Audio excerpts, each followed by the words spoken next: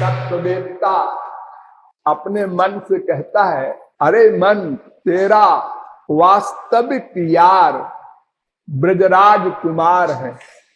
यार माने मित्र, हितैषी, अर्थात ऐ मन, तेरा एकमात्र हितैषी श्री कृष्ण ही है। ये भावार्थ। संसार में आप लोगों के तमाम हितैषी होंगे, माँ है, बाप है, बेटा है, स्त्री है, पति है, दोस्त है, ये सब हितैषी होने का दावा करते हैं।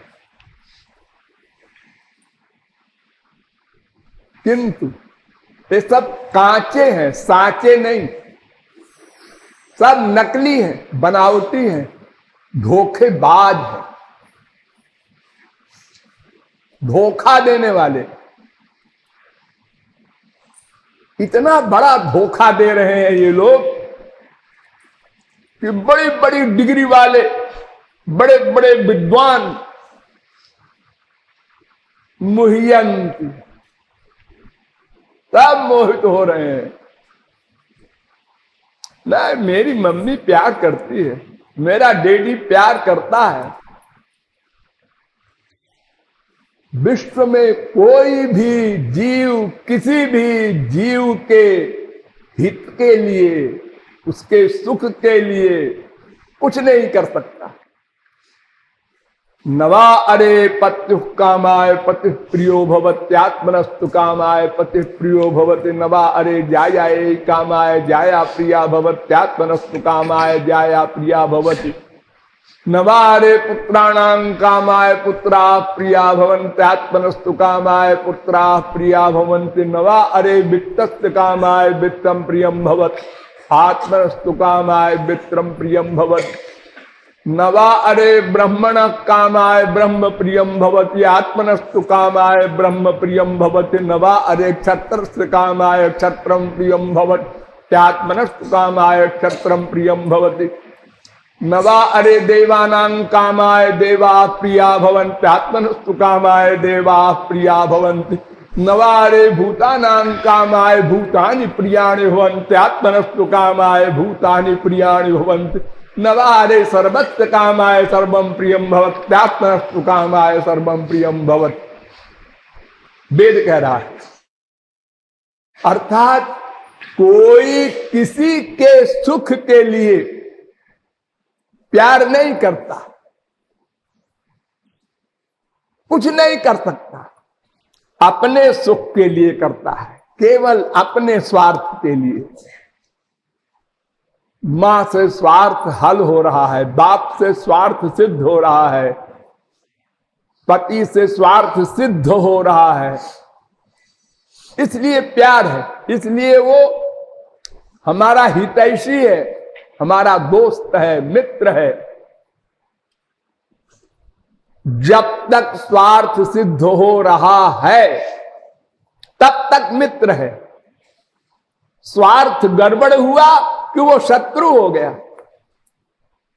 अनुकूलता में ही प्यार होता है, ये वाक्य याद कर लो। अनुकूलता में ही प्यार होता है। अनुकूल हो जब तक वो, माँ हो, बाप हो, बेटा हो, भाई हो, अनुकूल हो, हमारे मुआफिक हो, तब तक प्यार। हमारे प्रतिकूल हो गया, खार, खटपट, गोली चल जाती है, मर्डर हो जाते हैं। तो केवल अपने सुख के लिए ही सब प्यार करते हैं, तो फिर हमारा हितैषी कौन? एक फिलॉसफी समझ लीजिए, जब तक जीव को परमानंद नहीं मिल जाएगा तब तक कोई भी जीव दूसरे के सुख के लिए कुछ सोच भी नहीं सकता, करना तो बहुत दूर की बात। और जब आनंद प्राप्त हो जाएगा तो वो अपने लिए कुछ सोच भी नहीं सकता, वो दूसरे के लिए ही वर्क करेगा।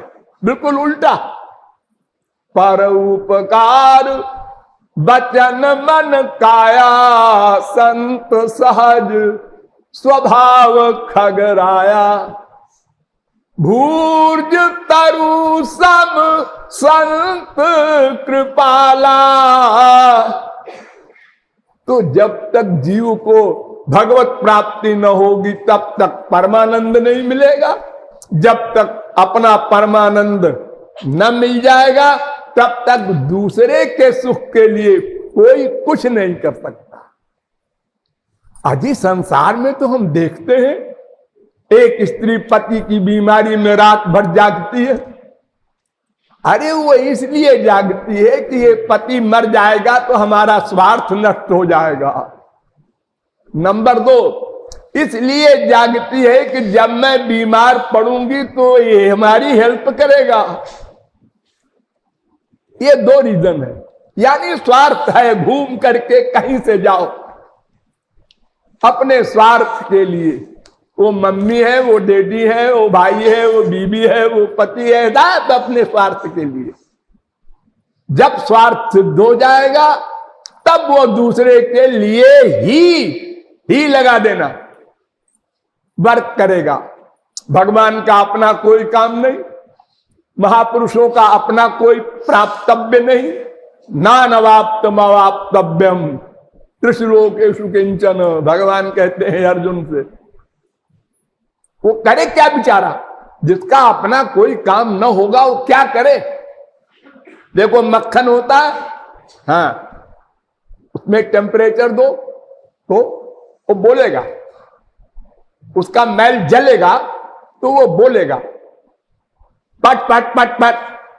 जो जो पकता जाएगा आवाज गंभीर होती जाएगी, पट पट पट पट। चुप, पूरा पक गया, अब चुप। आनंद प्राप्त हो गया, अब चुप। माने कोई वर्क नहीं कर सकता महापुरुष। अगर महापुरुष खड़ा हो तो पूछो क्यों खड़े हुए? क्यों सब खड़े होते हैं?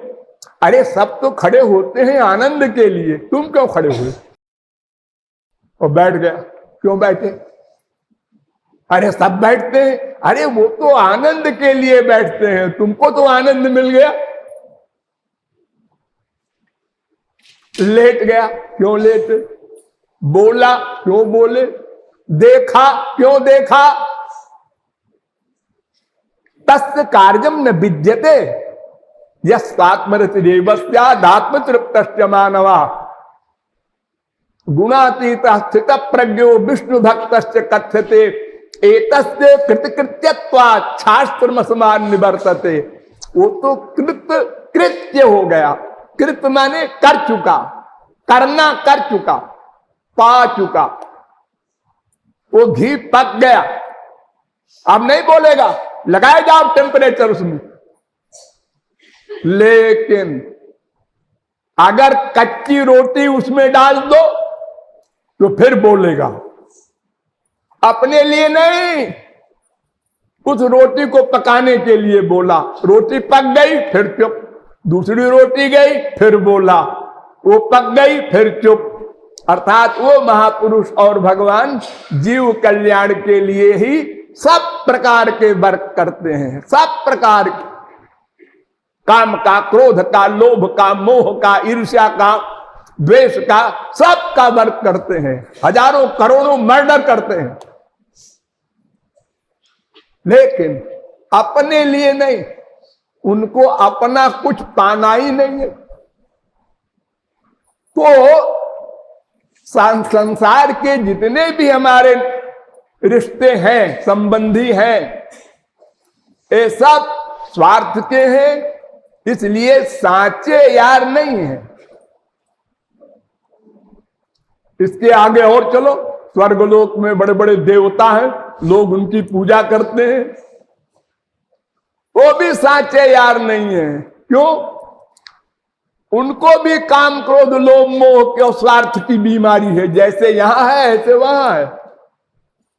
और नंबर 2, अगर वो कृपा भी करें तो क्या देंगे? एक भिखारी के पास 10 रुपया है और आपको लड़की की शादी करना है। आप उससे कहते हैं हमको लड़की की शादी करना है तो दे दो। उन्होंने कहा मैं अपना सब दे दूं। अरे तो बड़ी कृपा होगी। वो 10 रुपया दे दिया। ये क्या दे रहे हो? अरे तो और हमारे पास है ही नहीं, मैं क्या दूं? तो ये संसार के सब भिखारी हैं, जितने भी मायाबद्ध हैं, माँ हो, बाप हो, बेटा हो, स्त्री हो, पति हो, सखा हो, सखी हो, तो ये बेचारे आनंद के भूखे हैं। इनसे हम आनंद मांगते हैं। स्त्री कहती है पति से सुख मिलेगा, पति कहता है स्त्री से मिलेगा। दोनों बेवकूफ हैं, एक दूसरे को बेवकूफ बना रहे। अरे क्यों नहीं साफ साफ कह देते कि हमारे पास आनंद नहीं है, मैं क्या दूं? बात खत्म। नहीं है, है? इतनी झूठ बाप बेटे से करता है। हम तुमसे बहुत प्यार करते हैं बेटा, और माँ बेटे से हर एक इसी प्रकार एक दूसरे को धोखा दे रहे हैं। और प्यार करते हैं अपने आप से, दूसरे से नहीं। तो ये हितैषी स्वर्ग का कोई सुर वर्ग भी नहीं, देवता भी नहीं, वो भी सब मायाबद्ध है। जब तक परमानंद न मिल जाएगा तब तक चाहे स्वर्ग हो, चाहे मृत्युलोक हो, चाहे नरक हो, सबका एक हिसाब है। इसलिए वो कहता है कि हमारे साचे यार श्याम सुंदर हैं। वो हमसे कुछ नहीं चाहते, केवल देते हैं। हम जब उनके बनने के लिए, उनकी शरण में जाने के लिए ABCD में दाखिला लिए तब से, और जब हम उनके विपरीत थे तब भी वो हमारे यार थे। चलो यहां से शुरू करो। हम भगवान को गाली देते हैं, ऐसे भी हम हैं। हम माने जीव, नास्तिक लोग भगवान को गाली देते हैं, श्री कृष्ण को लफंगा कहते हैं। हाँ, लेकिन भगवान क्या करते हैं उनके लिए? वही पृथ्वी जो महापुरुष के लिए, वही उनके लिए भी। वही जल जो महापुरुष के लिए, वही उनके लिए भी। भगवान कहते हैं हमारे सब बच्चे, अरे माना वो नालायक है लेकिन है तो हमारा बच्चा। इसलिए वो पृथ्वी, जल, तेज, वायु, आकाश, अन्न सब देते हैं। वरना भगवान को तो ये करना चाहिए था न्याय से कि एक लड़का भक्ति करता है, ठीक है, तुम जल पियो, सब चीजें इस्तेमाल करो हमारी सृष्टि की, और एक नहीं करता, ओ तुम जल पियोगे तुम मर जाओगे क्योंकि तुम हमारे खिलाफ बोलते हो, नास्तिक हो। ऐसा नहीं करते हो। सबको एक साथ, सब हमारे बच्चे प्लस हमारे हृदय में बैठकर हमारे पूर्व जन्म के कर्मों का फल देते हैं। ये सबसे बड़ी सेवा है। हम उनको गाली देते हैं और वो हमको पूर्व जन्म के कर्मों का फल देते हैं। और कितनी सहनशीलता है भगवान में कि अंदर बैठे हैं और आप भगवान के खिलाफ सोच रहे हैं और वो नोट कर रहे हैं, दंड नहीं देते, मुस्कुराते रहते हैं। हमारे माँ बाप, बेटा, स्त्री, पति में कोई एक भी गड़बड़ करे ऐसी तो उसको निकाल बाहर करते हैं लोग, गोली मार देते हैं। कंफ्यूजन में पैक्ट हो चाहे ना हो। तो भगवान बिना शरणागति के ही हमारी देखभाल करते हैं। हम देख रहे हैं, सुन रहे हैं, सूंघ रहे हैं, रस ले रहे हैं, स्पर्श कर रहे हैं, सोच रहे हैं, जान रहे हैं। इन इंद्रियों का जो वर्क कर रहे हैं, इसकी पावर भगवान देते हैं।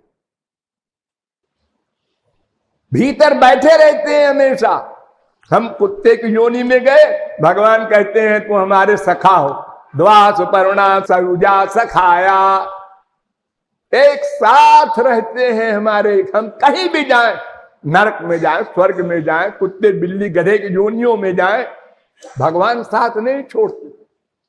हमारे दुनिया के जो सखा लोग हैं ना, देखते हैं बुरे दिन आ गए चलो जी वो दिवालिया हो गया, अब वहां जाना बेकार है, नमस्ते नहीं करते।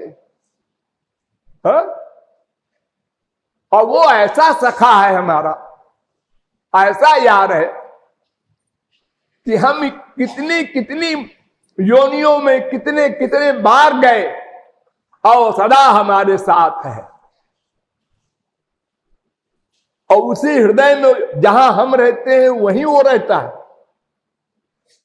कभी साथ एक सेकंड को इधर को आंख नहीं करता। एक फकीर दूसरे फकीर से पूछता है कि आपको खुदा मिले हैं? उन्होंने कहा हाँ मिलते हैं। अच्छा, तो आप जरा खुदा से पूछना कि हमारी नमाज उनको पसंद है? हम जो रोज नमाज पढ़ते हैं। तो उसने कहा कि अच्छा पूछेंगे। दूसरे दिन आया, पूछा? हाँ पूछा। क्या कहा? उन्होंने कहा कि तुम्हारी एक भी नमाज पसंद नहीं। वो नाचने लगा खुशी में और नाचते नाचते बेहोश हो गया। होश में आया तो उस फकीर ने कहा कि तू पागल हो गया है क्या? अरे मैं कह रहा हूं एक भी नमाज पसंद नहीं है। सुना नहीं है? सुना है, सुना है। इस तो वाक्य का अभिप्राय ये है कि हमारी हर नमाज खुदा देखता है। तभी तो एक भी पसंद नहीं आई उसको। तो मुझ नाचीज की नमाज को, नमाज माने वंदना, वो हर समय देखता रहता है कि पता नहीं कौन सी नमाज सही हो जाए, तो मुझे उसी समय सब कुछ देना होगा इसको। जीव पता नहीं किस समय सरेंडर कर दे, शरणागत हो जाए भगवान के। अगर भगवान होशियार न रहे, इधर उधर देखते रहे और उसी समय वो शरणागत हो जाए, तो फिर क्या जवाब देंगे? अहं त्वां सर्व पापेभ्यो मोक्षयिष्यामि तेषां नित्याभियुक्ता नाम योगक्षेमम्। ये जो बड़ी बड़ी बातें भगवान की हैं ये सब बेकार जाएंगी। इसलिए भगवान प्रत्येक क्षण, चाहे वो नास्तिक हो, चाहे आस्तिक हो, चाहे शरणागत हो, सबके प्रत्येक क्षण के प्रत्येक आइडियाज को नोट करते हैं, वर्क को नहीं। जहां से मशीन से हमारे विचार पैदा होते हैं उसको नोट करते हैं। हजारों करोड़ों मर्डर करे अर्जुन, हनुमान, वो कर्म नहीं नोट करते, भीतर बैठे हैं ना, वो नोट करते हैं कि इसकी दुश्मनी की भावना है, कि इसकी उदासीन भावना है, कि इसका अटैचमेंट है, वहां से नोट करते हैं। तो भगवान हमारे सच्चे सखा हैं जब अगर हम उनके शरणागत नहीं होते तो भी, और अगर शरणागत हो गए तब तो उनके बड़े बड़े चैलेंज है। कौन ते ये प्रतिजानी न में भक्त प्रणश्यति, उसका पतन हो ही नहीं सकता। यत्र क्वा भद्रमभूदमुष्य क्यों, साधनावस्था में ही उसकी संभाल करने लगते हैं, सिद्धावस्था में तो कोई प्रश्न ही नहीं है। वो हमारे साचे यार है। ये बात मन से कह रहा है, क्योंकि मन ही कर्म का करता है। मन एवं मनुष्याणाम कारणम बंध मोक्षयोः, ब्रह्म बिंदु उपनिषद वेद कह रहा है, मन ही बंधन और मोक्ष का कारण है। चित्तमेव हि संसारः तत्प्रयत्नेन शोधयेत्, मैत्रेयी उपनिषद वेद कह रहा है। ये मन ही कारण है, इसलिए मन को ही सारे संतों ने पुकारा है, आए मन ऐसा कर, आए मन ऐसा कर। तो अगर साचे यार को मन मान ले, बस काम बन गया, कुछ करना धरना नहीं है। देखो, एक लड़की जा रही है, एक लड़का जा रहा है, लड़का बार बार घूरता है और लड़की को टेंशन होता है, ये बदमाश लोफर मेरी ओर घूर रहा है। अब वो लड़की की सहेली कहती है, इसी से तेरी सगाई हुई है? अच्छा। आप बड़े प्यार से देखती है,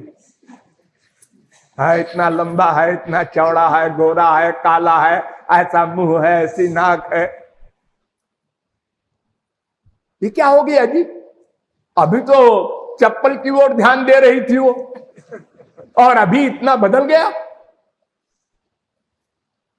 वो मेरा यार है, सखा है, मित्र है, हितैषी है, ये भावना आ गई मन में, बस इतनी सी बात हुई।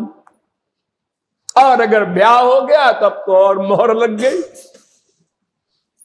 अब तो उसकी खराब चीज भी अच्छी लगती है। हाँ? बड़ी तारीफ करते हैं, देखो ठाकुर जी की कितनी तारीफ करते हैं संत लोग, काले कलूटे की। हाँ? लठिया लिए, अगर आप लोगों के बीच में कोई लठिया लिए बैठ जाए आके, तो आप लोग कैसे देखेंगे एक गंवार कहां से आ गया? अरे जो ठाकुर जी आ जाए लठिया लेके, तो उनको भी हम यही कहेंगे, गंवार कहां से आ गया? हाँ? जहां प्यार होता है उसकी खराब चीज भी अच्छी लगती है, ये बड़ी कॉमन बात है। फिर जब आगे आउट होगा, अपनी स्त्री का, अपने पति का व्यवहार और अंतरंग का बहिरंग आएगा, तब फिर लत्तम जुत्तम सब होता ही है। आप लोग अनुभव किए हैं, जानते हैं। तो साचो यार का मतलब किसी भी अवस्था में हमारा वो हितैषी रहे। शरणागत हो तब तो रहे ही, बिना शरणागति के भी वो हमारा हितैषी रहे। ऐसा यार हमारा कौन है? केवल श्री कृष्ण। वैसे और भी यार हैं, लेकिन वो उतने नहीं हैं जितने श्याम सुंदर है। बैकुंठ के नारायण भी है, और ब्रह्मद्रव का मोक्ष स्थान भी है, लेकिन वो ब्रह्मद्रव का मोक्ष उससे अधिक सरस, नारायण का स्थान बैकुंठ उससे अधिक सरस, द्वारिका के श्री कृष्ण उससे अधिक सरस, मथुरा के श्री कृष्ण उससे अधिक सरस, वृंदावन के श्री कृष्ण उससे भी अधिक सरस, कुंज के श्री कृष्ण उससे भी अधिक सरस, निकुंज के श्री कृष्ण। तो निकुंज के जो श्री कृष्ण है वो हमारे साचे यार हैं। वृंदावन में एक बार एक संत श्याम सुंदर के प्रेम में विभोर दिन रात मस्ती में रहते थे, और इतनी ऊंची अवस्था हो गई थी कि ऐसा उनको दिखाई पड़े कि सामने खड़े हैं और दौड़े। तो एक बार ऐसे ही एक झाड़ी के सामने उन्होंने देखा कि श्याम सुंदर खड़े हैं, दौड़े। वहां श्याम सुंदर तो थे नहीं, झाड़ी में जटा उलझ गई, आगे नहीं बढ़ सके। जब होश आया, हाँ मेरी जटा उलझ गई, अच्छा उसी ने उलझाया है, हाँ मैं समझ गया, खड़े हैं वैसे। वो आके सुलझाएगा तब मैं अब यहां से हटूंगा। अब 2 दिन हो गए, 3 दिन हो गए, कुछ बाबा उधर से निकले। उन्होंने कहा, अरे बाबा जी ऐसे आप कल से देख रहे हैं, आप खड़े हैं, मैं सुलझा दूं? छूना मत, मियां बीबी के बीच में तीसरे को नहीं आना चाहिए। क्या मियां बीबी का मामला है भाई, बेचारे खड़े हैं ऐसे। कई दिन हो गए तो ठाकुर जी हार गए, बहुत जल्दी हार जाते हैं, बहुत कमजोर है उनका हार्ट, दिल।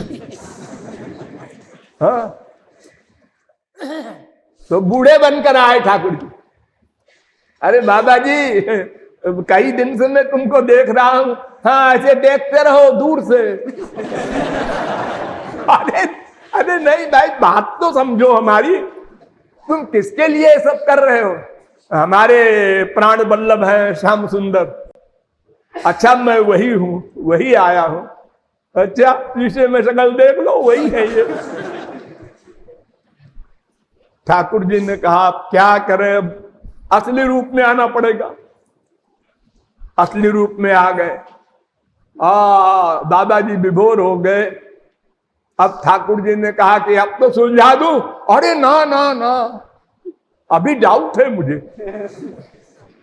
एक द्वारिका के श्री कृष्ण है, एक मथुरा के श्री कृष्ण है, एक वृंदावन के हैं, एक कुंज के हैं। हम तो निकुंज वाले श्री कृष्ण के उपासक हैं। तो जब किशोरी जी आकर कहेंगी हाँ हाँ ये वही है, तब मानूंगा।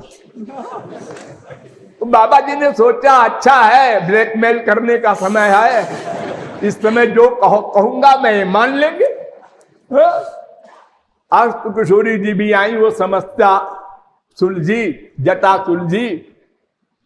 तो ये वास्तविक जो अंतिम रस है वो निकुंज का रस है। वो निकुंज वाले श्याम सुंदर हमारे साचे यार हैं। ये बात हम रियलाइज करें, बस और कुछ नहीं करना। रियलाइज करना है, उसको बार बार महसूस करना है।